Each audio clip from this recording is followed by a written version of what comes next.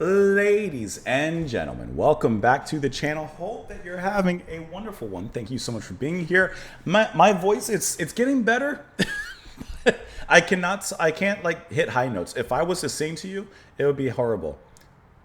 Arguably, that hasn't changed from even when my voice wasn't messed up. Anyways, today we're listening to the track About You. This is from the 1975. This is off their album Being Funny in a Foreign Language, released in 2002, which I always heard if you're proficient in another language, you can tell a joke in it.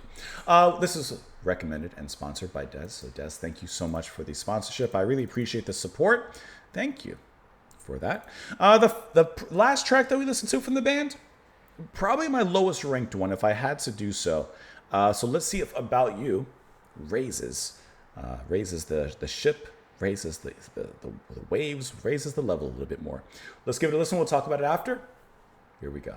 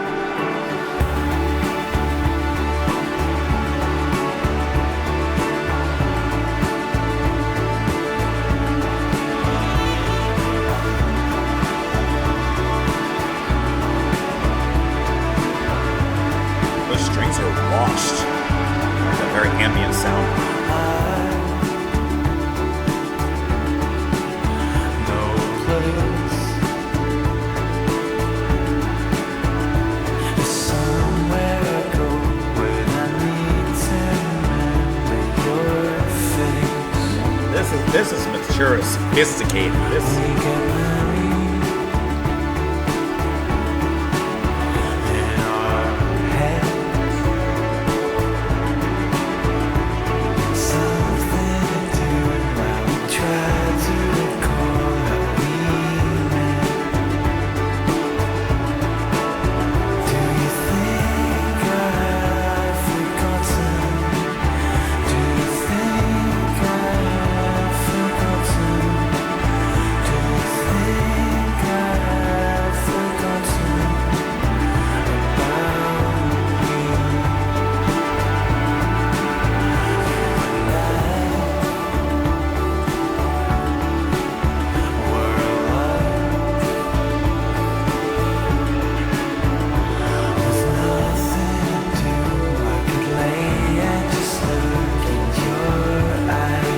That little vocal, almost synth line that was way young.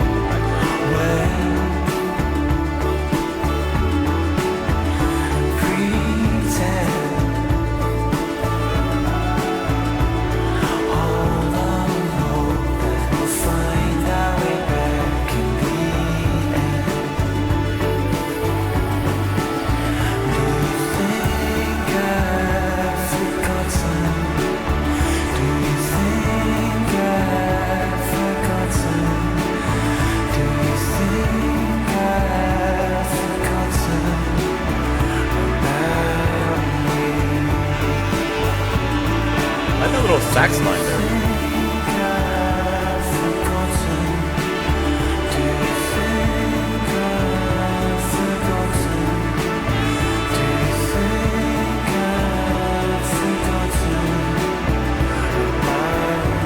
And it's catchy.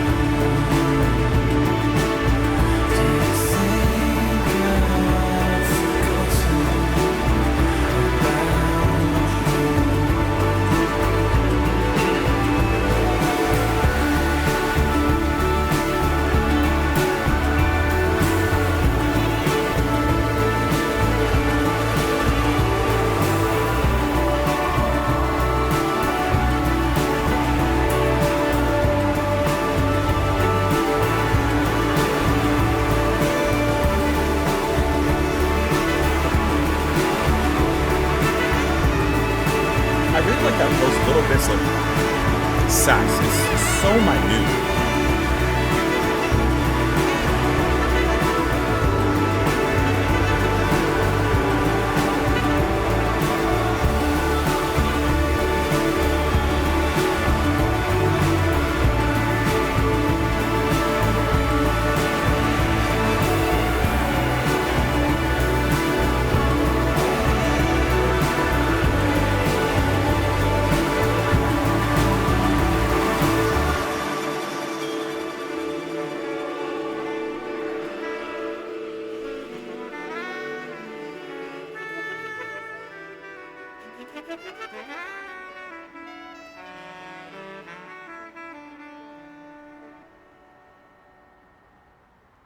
This was a complete 180 from the previous track that we listened to, where that one, I truly disliked it, tossed it in the recycle bin, and empty recycle bin after.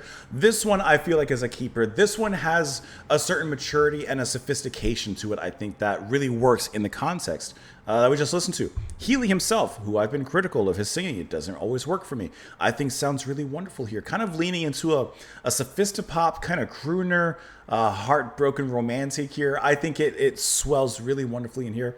And something that I've been praising the band for is their production, which I'm still praising here. But I think that this track is actually one of the best uses of the production when it comes to the ambience and atmosphere that's like washing this music, because in the background, and it's background is kind of doing it an injustice because it's really in the ground, is that wonderful kind of wave of hazy, slightly distorted ambience that's kind of playing with these colors that are washing around in the back. I'll tell you what it kind of, this is just how my mind works, I can't help it, but I'll tell you visually, or show you visually, what it makes me think of, like how I'm kind of seeing the music in a sense. I guess the best way to say it would be, this is going to sound silly. I'm not trying to be silly. This is, it's just how my mind, or whatever, one of these work. It reminds me of like, if you were to take paint and swirl it around in water, this is all the atmosphere that's taking place in the back. It's hazy, it's kind of psychedelic, it's like, it just has this really wonderful sound, and it's washed out with these, little bits of saxophone, you hear guitar back there, there's the string arrangements and some guitar, and it all just really melts together. So you have these different instruments kind of in my mind representing different colors, and they swirl together to create this kind of interesting coalescence of color and ambience of tone, and it just works really well in creating to me this kind of unique, interesting background in which there's always something interesting to listen to back there, that you can always pick out sounds. Oh, there's the strings, oh, there's the guitar, but at the same time you can just take it as a whole. You can just take it as a whole texture and take it that way, and I think that works really, really well. Like I said, Matt Healy, his vocals sound more mature. On top of that, just that soft crooning. You have some female vocals that come in as well. Carly Holt credited there. And I like how her vocals are a nice contrast to his. It brings a certain lightness, which his had a little bit of gravitas to it, at least in this particular track. So we're getting some nice contrast, some nice textures and tones. And I think that this track works really well. Like this kind of pop in general, I don't listen to a lot. This particular track, let it ride. You know what I mean? You know what I mean? I know a place, it's somewhere I go when I need to remember your face. We get married in our heads, something to do while we recall how we met. Do you think I've forgotten about you? You and I were alive with nothing to do. I could lay and just look in your eyes, wait, and pretend. Hold on and hope that we'll find our way back in the end. This is that nostalgic looking back at perhaps a connection lost, a love lost, or a love that never quite connected, that maybe, it's not forgotten. Maybe we can connect those dots, form a line. Do you think I've forgotten about you? There was something about you that now I can't remember. It's the same damn thing that made my heart surrender. And I'll miss you on a train. I'll miss you in the morning. I never know what to think about. I think about you. So even when I don't know what to think about, my mind always comes back to you. Do you think I've forgotten? I think this line is interesting. There was something about you that now I can't remember. It's the same thing that made my heart surrender. Well, if you've forgotten, maybe that's why you're not connected right now. Looking at this particular track, it's the 5th single from the album, featuring additional vocals by Carly Holt, who is married to lead guitarist Adam Henn, string arrangements from Warren Ellis of Nick Cave and the Bad Seeds. I need to get back to them, actually. Says, cited U2, Phil Spector, and David Cronenberg as influences. It would hit number 41 on the UK singles chart and the Irish singles chart as well. Let's see. He says he envisioned this as a musical continuation of the hit Robbers. He says he noted the initial version of the track was very simple and a bit cleaner before Ellis made it all weird and shoegazy. I love it. That's why I enjoy it. That's what I'm looking for, and that's that ambience that I'm really pulling for in here. Healy felt Ellis' work on the track was characterized by the moving, weird distortion present throughout the moving, weird distortion. He elaborated, I've always loved these kind of Cronenberg body horror analogies, the tension between death and sex. I think that the morose can be quite sensual, and there's quite a bit of that in my work. I just finished Alien Earth a week or so ago. I don't know how everybody else feels about it, but I really enjoyed it. But that's just, I like sci-fi, and I like that kind of weird, like something a little bit different. I really enjoyed Alien Earth. But of course, I also like Prometheus, so take my opinion as what you will. Like I said, he cited Phil Spector as an influence on the band's initial decision to fill the track with this huge hall reverb, which that is definitely that roomy ambience you hear, rather than being able to feel the rhythm, which that, once again, I think is a huge success in this particular track. This was a good one. I like this one. Much better than the previous track. This one was a keeper. Des, thank you so much for the recommendation and for the support. I really appreciate that. Let me know what you guys thought of it in the comments down below. You can follow me over on, below on YouTube comments. You can do that. That's pretty much the only place now. Hope you enjoy the rest of your day. I almost reverted to the old intro. Have a great one, guys. I'll see you later. Bye.